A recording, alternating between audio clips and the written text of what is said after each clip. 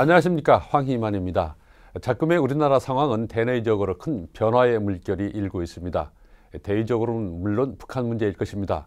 남북한 당사자뿐만 아니라 미국과 중국 양대 축을 중심으로 해서 긴박하게 돌아가고 있고, 또 6월 지방선거와 개헌 문제를 놓고 대내적으로 여러 가지 문제가 제기되고 있습니다. 특히 개헌 문제와 관련해서는 토지 공개념 문제가 여러 가지 사회적 이슈를 제기하고 있습니다. 이 시간에는 토지 공개념 문제를 집중적으로 다뤄보도록 하겠습니다. 이 자리에는 권대중 교수께서 나와 계십니다. 안녕하십니까? 안녕하세요. 예, 이 토지 공개념 문제가 네. 지금 대두되고 있는데요. 네. 우선 토지 공개념을 다시 한번 먼저 얘기하고 넘어갈까요? 네, 이 토지 공개념은 이제 개인이 소유하고 있는 토지를 공공적 목적으로 사용하기 위해서 사유재산권을 제한하는 규정입니다. 이런 그 개념이나 사상을 우리가 토지 공개념이라고 하는데, 이게 도입되게 된 동기는 이제 19세기의 미국의 토지경제학자인 헨리 조지에 의해서 제창됐고, 그 이후에 이제 민주사회에서도 여러 군데서도 이걸 많이 도입해서 적용하거나 또는 뭐 사용하고 있습니다. 우리나라는 해방 이후에 농지를 사용하지 않는 경우에 그 농지를 사용하게끔 하기 위해서 농지개혁법을 만들었습니다. 이 개인의 사유 재산을 이렇게 이제 제한하면서 네. 그 규제를 했던 것이죠. 그 이후에 1989년도에 노태우 정부 당시에 토지공개념 3법이 도입됐죠. 그 첫 번째가 택지 소유 상한하는 법률, 두 번째가 토지 초과이득세, 세 번째가 개발이익 환수하는 법률입니다. 물론 이 법률 중에서는 뭐 일부 위헌 판결이나 또는 그 헌법 불합치로 지금 현재는 사용하지 않지만 개발이익 환수하는 법률은 현재도 존재하고 있습니다. 이렇게 이제 개인의 재산을 사회적으로 공공적으로 필요로 할 경우에 제한하거나 규제하거나 또는 이걸 억제하는 경우를 우리가 토지 공개념이라고 합니다. 이번 문재인 정부가 헌법을 개정하면서 이 토지 공개념 제도를 도입하겠다고 이미 발표한 상태입니다. 네. 그 전에 헌법에도 이제 토지 공개념이 어느 정도 이렇게 표시되어 있는데, 굳이 더 이번에 개헌해서 좀 더 강하게 표현하려는 그 의도는 뭡니까? 아무래도 이제 그동안 그 박근혜 정부 이후에 부동산 가격이 상승하고, 특히 강남 지역에 고공행진을 하고 있는 부동산 가격을 억제하기 위한 뭐 수단이라고 보여지고요. 두 번째는 이제 그 조세 부분도 뭐 말씀을 드리지 않을 수가 없는데요. 실효세율 자체가 외국에 비해서 상당히 낮기 때문에 이걸 또 뭐 손대는 그런 측면도 있고요. 또 부의 편중을 완화하기 위해서 이거를 도입하는 거 아닌가. 물론 지금 현재 법률로도 충분합니다. 헌법 제23조 1항에는요. 모든 국민의 재산권은 보장된다. 그 내용과 한계는 법률로 정한다고 규정되어 있고요. 역시 또 이 2항에는 재산권의 행사는 공공복리에 적합하도록 사용해야 한다는 규정이 있습니다. 또한 그 헌법 제122조에는 국가는 국민의 모든 생산 및 생활이 기반이 되는 국토의 효율적 이용과 균형 발전을 위해서 이걸 보존하는 것을 법률로 규정할 수 있다고 명시하고 있어서 권리와 의무를 동시에 부여하고 있습니다. 따라서 국가가 필요로 하거나 사회가 필요로 한다면 이거를 제한할 수 있다는 얘기거든요. 이러한 내용으로도 얼마든지 부동산 시장의 규제라든지 또는 뭐 여러 가지 제도를 만들 수 있는데도 불구하고 이번에 더불어민주당은 토지 공개념 제도를 명시적으로 헌법에 넣으려고 하는 생각이 있는 것 같습니다. 그러면 지금 안은 이제 청와대 안이지만 더불어민주당도 이게 토지 공개념 도입에 적극 찬성하고 있지 않습니까? 네. 그렇다면 토지 공개념을 이렇게 적극적으로 도입하려는 그 계기, 근거는 어디서 지금 더불어민주당은 좀 찾고 있습니까? 이거는 더불어민주당의 추미애 의원이 러시아를 방문한 적이 있는데요. 그 러시아를 방문하면서 러시아의 대문호인 톨스토이 이야기를 하고 거기에서 이제 그 영감을 얻었다는 얘기를 한 적이 있습니다. 네. 여기서 출발해서 아마도 토지 공개념 제도에 대한 도입 논의가 시작된 거 아닌가 하는 생각이 들고요. 특히 이제 이 톨스토이가 사유재산권을 반대했던 이유는 1882년도에 그의 책에 의해서 이미 표출이 됐고요. 네. 그 이후에 이제 미국의 조지 헨리 조지의 그 토지 경제학을 접목시켜서 토지로부터 발생한 이익은 바로 이게 노동력에 의한 게 아니고 불로소득이라고 생각을 해서 이거는 과세해야 되고 환수해야 된다는 데 아마 깔려 있는 거 아닌가. 거기서 출발한 것 같습니다. 특히 우리나라는 부의 편중이 좀 심하죠. 네. 전체 국토의 약 한 80% 이상이 5%가 갖고 있다고 그럽니다. 그래서 이걸 이제 부의 편중을 좀 완화시키고 그들에게 사회적 책임과 또 소임을 맡기기 위해서 아마 도입하는 거 아닌가. 명시적으로만 도입해도 되는데도 불구하고 명문화시키겠다는 얘기입니다. 그러니까 이 토지 공개념 하면 저 본교육에서 말씀하셨지만 사회주의나 공산주의 사회에서 이제 토지 공개념으로 가고 있고 네. 종교적으로 보면 뭐 유대 나라에서 조물주가 이 모든 땅을 창조했으니 개인이 땅을 가질 수 없다 이건 공개념이다 뭐 이렇게 이제 얘기를 하고 있는 걸로 좀 전해지고 있는데 그렇다면은 이 토지 공개념 우리가 지금 도입하려는 이 토지 공개념은 어떤 사상에서 이제 근거를 해서 지금 이게 도입하려고 그런 건가요? 이거는 1839년에 미국에서 출생한 헨리 조지의 토지 경제학을 보면은요, 이 진보와 빈곤이라는 책에서 모든 조세는 토지에 국한돼서 납부해야 된다는 그런 이론을 내놓은 적이 있습니다. 예. 물론 이제 사회주의 국가인 공산 국가가 이걸 전부 도입하고 있지만 민주국가도 이걸 도입하는 데가 많이 있습니다. 예를 들면 뭐 싱가포르 같은 경우도 토지가 전부 국유화지요. 네. 그다음에 이제 프랑스도 이걸 도입하고 있고요. 우리나라도 사실은 도입하고 있는 겁니다. 일부. 이미 토지거래 허가제도라든지 뭐 여러 가지 그 법률들이 있는데요. 미국이나 일본도 물론 뭐 일부 도입하고 있습니다. 이 토지 공개념 제도를 도입했다고 해서 공산주의로 가는 건 아닙니다. 사회주의 국가에서만 도입했다고 할 것도 아니고 네. 단지 개인의 재산권을 인정합니다. 인정하는데 사용과 처분과 수익, 소위 사용 수익 처분에 대한 제한을 할 수 있다는 얘기죠. 이게 사회성과 공무성이 있는 경우에 그래서 이제 제한하는 건데 사회주의 국가도 이렇게 토지 공개념을 도입했다고 해서 부동산 가격이 안정화되느냐 그거는 아닙니다. 가까운 중국만 해도 사회주의 국가 아닙니까? 네. 그런데도 불구하고 상하이의 아파트 100평 정도 되는 아파트가 약 150억 정도 갑니다. 그러니까 그 나라도 역시 부동산 가격의 급등이나 빈부 차이는 있거든요. 네. 단지 이제 이거를 어떻게 운영하느냐에 따라 다른데 이 토지 공개념을 도입해서 부동산 규제 법률을 만든다면 부의 편중을 막을 수 있는 건 분명히 있습니다. 긍정적인 면이죠. 예를 들어서 자산을 많이 축적하거나 불로소득에 대해서는 사회에 환원하거나 국가에 환원시킬 수 있는 법률을 만들면 되니까. 그런데 이제 그러지 않고 자유시장 경제로 그냥 놔두면 점점점 양극화가 벌어지기 때문에 더불어민주당이 이걸 도입하는 것 같고요. 근데 문제는 이게 권리의 남용처럼 너무 강하게 규제하거나 그래 되면 시장 경제가 죽어버립니다. 시장 경제가 와야 되면 이게 계획 경제로 가는 거거든요, 이게. 네. 그래서 이제 일부 학자들이나 전문가들이 토지 공개념을 도입하면 사회주의나 공산주의로 가는 거 아닌가 하는 염려를 하는 거죠. 그러니까 빈부 격차를 줄이기 위해서 토지 공개념을 도입한다. 뭐 이렇게 봐야 되겠네요. 좀 사회주의로 가거나 뭐 종교적 이유에서 하는 건 아니고 현실적으로 부동산 있는 사람과 없는 사람의 차이가 너무 많이 나니까 공개념을 도입하자. 뭐 이렇게 민주당에서 뭐 그렇죠. 얘기가 하고 있는데 그렇다면 지금 말씀하신 대로 토지 공개념 도입해도 빈부 격차는 많이 발생하고 있는데 이 문제를 좀 어떻게 해결해야 되는 겁니까? 사실은 현재도 우리나라 같은 경우는 재산세라든지 또는 뭐 종합부동산세 이런 경우가 누진과세되어 있습니다. 금액이 많을수록 세금을 많이 내거든요. 특히 종합부동산세 같은 경우는 토지 공개념으로 도입한 법률 중에 하나입니다. 네. 근데 이게 이제 사회적 소임을 다하게 하는 방법은 여러 가지가 있죠. 그 세금을 걷어서 하는 방법도 있고 아니면 뭐 가지고 있는 부동산에 대해서 임대주택을 짓게 하는 방법 또 재건축을 하는 경우에 우리가 임대주택을 공급하듯이 이걸 좀 더 강화하는 방법도 있고 여러 가지 방법이 있는데 일단은 명시적으로 토지 공개념을 도입하면 지금보다는 더 부의 편중을 줄 수 있는 방안은 만들 수 있다고 생각이 됩니다. 그럼 근데 이게 이제 지나칠 예. 경우가 문제죠. 예. 사실 인간이 행동하는 경우에 적당하게 적정하게 행동한다는 건 굉장히 어렵습니다. 그런데 지금 토지 공개념 도입에서 너무 심해지는 그 격차 이걸 좀 줄이는 방향으로 가자. 뭐 좋은 생각인데 그렇다면 현실적으로 어떻게 해서 어느 것이 공공에 맞는 거다 이게 판단하기가 상당히 어려울 거 아닙니까? 그게 예전에 도입됐던 법률 중에 이제 토지 초과 이득세라는 게 있거든요. 네. 이거는 이제 택지를 가지고 있는데 주변 지역이 개발하는데 개발 안 하고 있다가 예. 나중에 개발하는 경우나 매각하는 경우가 있어요. 다시 말하면 내가 분양을 받은 택지가 돈이 없어서 건물을 못 지을 수도 있지요. 그 주변 지역이 개발되면 내 토지 가격이 올라갑니다. 이럴 경우에 이제 공환지세라고 해서 세금을 물린 적이 있고요. 예. 그 다음에 이제 개발 사업을 하게 되면 이익이 발생하잖아요.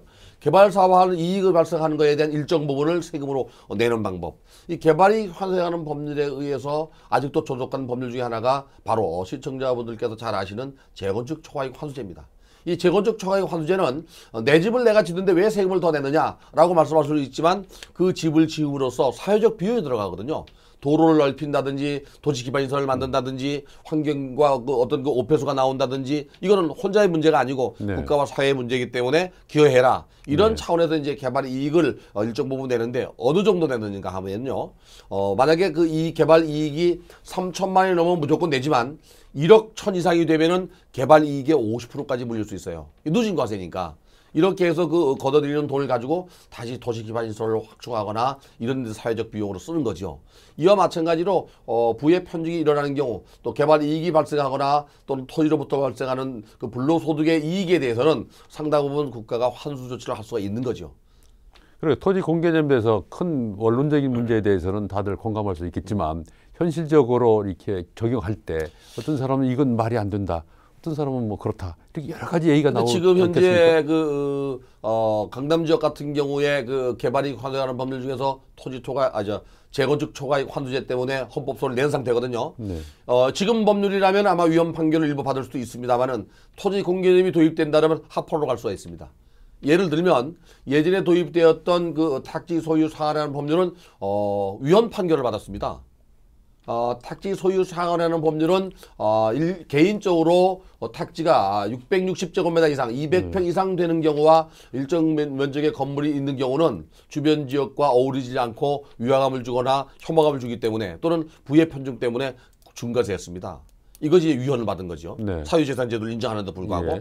두 번째 이제 토지 초과 이득세는 아까 말씀드린 대로 주변 지역이 개발되는데도 불구하고 택지를 분양받은 상태에서 개발하지 않고 다른 사람한테 팔 때 매각 차익이 발생하죠. 이거에 대해서 환수했던 것은 결국에 이제 사유재산을 인정하는데도 불구하고 환수했던 것이 헌법 불합치, 헌법에 그거를 규제하는 내용이 없었다는 것 때문에 불합치됐죠. 그러나 이제 개발이익 환수하는 법률은 일부 합헌을 받았습니다. 근데 앞에서 말한 헌법 불합치나 헌법 위헌 판결을 받은 것은 이번에 토지 공개념이 들어가게 되면 전부 이건 합헌돼 버립니다. 그래서 만약에 이게 이제 통과되게 되면 정부는 아마도 제일 먼저 손을 댈 수 있는 것이 조세가 아닌가. 세금을 물려서 부의 편중을 완화시키는 쪽으로 갈 거라고 생각이 되고요. 결국 이게 이제 토지 공개념이 도입하는 방향이 되겠네요. 네. 두 번째는 이제 개발 이익에 대한 것을 환수하는 조치를 좀 더 강력하게 할 수 있다는 얘기죠. 네. 다시 말하면 아파트를 10억 주고 샀는데 20억이 됐다. 불로소득이 올라간 거 아닙니까? 네. 거기에 대해서는 재산세로 부과하거나 아니면 뭐 종합토지세로 부과하거나 아니면은 또 뭐 매각할 때 양도세를 부과하거나 하는 걸로 불로소득에 대해서는 상당수 환수 조치할 수 있다는 그런 뭐 정부 입장에서는 장점이 있고요. 또 소비자 입장이나 소유자 입장에서 볼 땐 불만이 아닌 불만 소리가 나올 수 있죠. 특히 이제 조세를 건드리는 경우에는 조세 반발이 있을 수 있는데요. 이게 작은 금액의 조세는 조세 전가 현상이 나타납니다. 네. 단지 월세나 전세를 준 사람한테 오히려 전가하는 그런 문제가 발생하지만 아주 대폭 올리는 경우는 이거를 방지할 수가 있죠.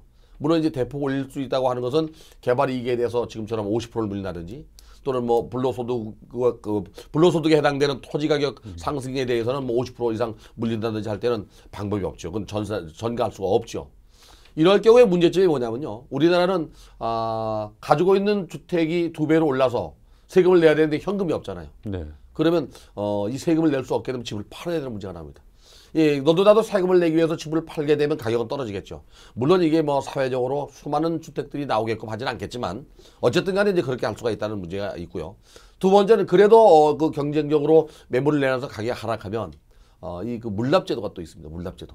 물납제도는 뭡니까? 땅을 예를 들어 뭐 1000평 갖고 있는데 세금이 뭐 어느 정도 나오면 땅을 잘라서 줄 수도 있습니다. 예. 네. 이렇게 여러 가지 방법이 있는데 아마도 토지 공개념이 도입됐다고 해서 이런 법률이 쉽게 나오거나 빨리 나오진 않을 거예요. 왜? 여야 합의해서 법률을 만들어야 되거든요. 그런데 어쨌든 방향은 토지 공개념이 도입되면 아까 말씀하신 그 위헌 판결을 받았던 무슨 택지 소유 상한제라든가 뭐 토지 초과 이득세 이런 것들이 다시 부활할 수 있다. 이건 다 모든 사람이 다 예견할 수 있겠네요. 네.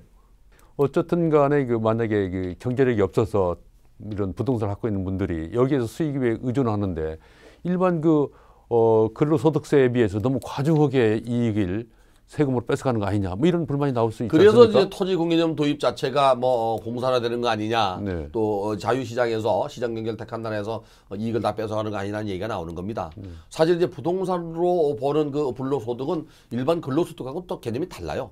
근로소득은 내가 일한 대가를 받은 거에 대한 세금을 내는 거고, 이 불로소득, 부동산으로부터 발생하는 소득은 불로소득이 있고, 또 개발이익도 큰 개발이익의 기여도보다도 집가상승분에 의한 부담가격이 더 크거든요.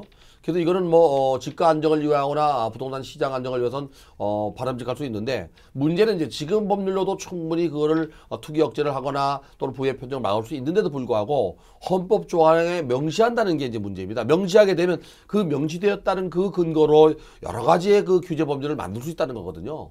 그게 문제입니다, 사실은. 그 구체적으로 좀 알고 싶은데 지금 헌법으로도 가능한데 네. 굳이 또 헌법에 토지공개를 집어넣어서 더 강한 지금 이게 규제를 하겠다는 그런 뜻 아니겠습니까? 그렇죠. 그럼 어떤 문제들이 발생할 수 있을 것 같습니까? 우선은 뭐 지나치게 그 법률을 만들어서 규제하게 되면은 개인의 재산권 침해가 있을 수도 있죠. 네. 사회성과 공공성을 대두시켜서. 물론 네. 헌법 23조 1항에는 개인의 재산권을 인정한다고 했지만 그로 인해서 122조나 다른 법률로 인해서 규제 법률을 만들면 개인의 재산권을 인정하되 그것이 사회적으로 공공적으로 필요로 한다면 개인의 재산권을 침해할 수 있다고 나오거든요. 사회성과 공공성이라는 게 어떻게 그 규정을 합니까? 예를 들어 국가가 도시 기반 시설을 설치하거나 네. 도로를 내거나 공공용지를 설치하거나 하는 경우는 공공성이죠. 사회성이라고 하는 것은 이제 사회 하부에 의해서 재건축 사업을 하거나 재개발 사업을 하거나 토지 재생 사업을 하거나 또는 그 기타 사업을 할 경우에 우리가 짓는 집에 대한 세대수가 늘어나거나 면적이 늘어나면 그만큼 사회적으로 피해를 주게 되죠. 세대수가 늘어나는 그만큼 자동차가 늘어난다든지 도로를 확충해야 된다든지 하는 거는 물론 우리가 낸 세금으로 국가가 해줘야 되지만 그 원인 발생이 수익자보다 원칙이니까 그들이 그 재건축이나 재개발 함으로써 늘어난 거기 때문에 이럴 때는 침해할 수도 있고요. 그래서 기부천합 하게도 만든다든지 이렇게 사회적 합의에 의해서 그 토지를 제한할 수 있는 거죠. 예를 들어 같이 사는 지역 중에 그 주변 지역에 혐오 시설이 있는데 네. 그것이 그 주민들이 싫어할 경우에는 개인의 토지라 하더라도 국가가 매수해서 공원으로 만들 수도 있고 이렇게 이제 사회성과 공공성을 대두시키는 법률은 정해져 있지 않습니다. 그래서 서로가 이제 국가와 사회가 또는 우리 국민들이 합의해서 이루어져야 되지 않나 하는 생각이 들어요. 그럼 규제 이 부분은 그 당시의 사회적 인식, 그 당시의 사람들의 생각에 의해서 정해질 수밖에 없다. 그렇죠. 이렇게 얘기 드는 건가요? 이게 이제 사회적 파장인데 문제인데요. 네. 이게 너무 이제 강하게 규제하다 보면 개발 사업을 못 할 수가 있어요. 개발 이익을 다 환수하니까 개발 사업이 늦어져서 주택 공급이 부족할 수 있고요. 또 산업단지도 마찬가지고 뭐 개발 사업이라는 게 꼭 주택 사업만 있는 건 아니니까요. 그 다음에 이제 부동산과 건설 사업에 관련되어 있는 업종이 침체될 수 있어요. 강하게 규제하면. 네. 그러면 뭐 일단 제일 먼저 타격을 받는 게 중개시장이겠죠. 거래가 이루어지지 않거나. 예. 그 다음에 이제 건축시장, 이 주택시장이나 건축시장이 타격을 받을 것이고요. 그 이외에 그와 부수된 자재시장은 전부 영향을 받는다고 봐야죠. 그래서 정부가 이걸 너무 시장 경제를 죽일 만큼 강하게 가지는 않겠지만 하여간 뭐 저도 학자로서는 이 시장 경제를 택한 나라가 이 그 토지 공개념을 도입한다는 것은 좀 우려 아닌 우려가 됩니다. 그렇다면은 크게 봤을 경우에 네. 예측을 한다면 토지 공개념을 도입했을 경우에 득과 실을 따진다면 네. 어느 쪽이 더 클까요? 부의 편중을 완화하거나 또는 뭐 부동산 투기를 억제하고 급등을 막기 위해서는 뭐 긍정적인 효과가 있고요. 네. 이게 지나칠 경우는 개인의 재산권 침해도 있을 수 있으면서 조금 전에 말씀드린 대로 중개시장이나 건설시장까지 침체하게 만들면 경제가 침체될 수 있고 또 이로 인한 소비가 또 위축될 수 있고 경제 전반에 영향을 줄 수가 있거든요. 그러니까 정부가 이거를 이제 넣어놓고 명시적으로 넣어놓고 법률을 만들 때 분명히 여야 합의해서 법률을 만들겠지만 만든 법률을 운영하는 운영의 묘도 있거든요. 이걸 만들지 않고 기존 법률도 충분히 한데 불구하고 이걸 넣었다는 얘기는 앞으로의 그 부동산 규제나 또는 부동산 관련된 여러 가지 제도들을 강화시키겠다는 얘기거든요. 그래 되면 아마도 부작용이 나타날 수도 있겠죠. 그러면 강하게 했다가 부작용이 나오면 다시 또 좀 완화시키고 뭐 이런 것을 반복한다 이렇게 예상해도 부동산 좋습니까? 시장 자체가 이 지역적 또 국지적 불안전한 시장인데도 불구하고 역대 정부가 정책을 보면은 일괄적으로 적용하잖아요. 이게 문제입니다. 지난 2월 22일 날 정부가 발표한 재건축 안전진단 강화 얘기도 사실은 강남 지역이나 서울 지역의 재건축 아파트들에 대한 가격을 안정화시키기 위해서 발표한 걸로 알고 있습니다. 물론 한 발 더 나가서 3, 4년 후에 수도권 지역에 약 45만 가구에 해당되는 재건축 시장을 연대에 두고 내는 거라고 알 수도 있습니다. 그런데 문제는 지금 지방은 전부 다 부동산 시장이 침체 일로로 가고 미분양이 발생하고 미입주 사태가 벌어지는데 네. 일률적으로 적용하거든요.